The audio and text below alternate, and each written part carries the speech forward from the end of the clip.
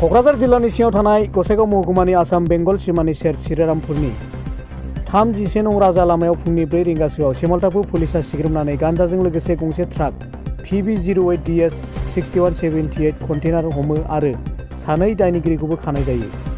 दुथां दायनिगिरिखौ सानैबो साखाथि हादरसा सोनाब बंगनि हुगली जिल्लानि तापस अधिकारी आरो प्रीतम सिंह होननानै सिनायथि मोन्दों। सुलुङाव उनथिबावनाय बायदिब्ला श्रीरामपुर पुलिसनि थानानि सामलायगिरि पल लाल हेसेंनि दैदेननायाव दिनै फुंनि 4 रिंगासोआव पुलिसनि हानजाया आयेन बायदियै सिग्रोमनाय थानाय समावनो आसामनिफ्राय बेंगल फारसे थांनाय 6 साखा गोनां गंसे गारिखौ नायबिजिरनायाव गान्जाजों लोगोसे ट्राकखौबो हमना सेमालटापु पुलिस थानायाव लाङो।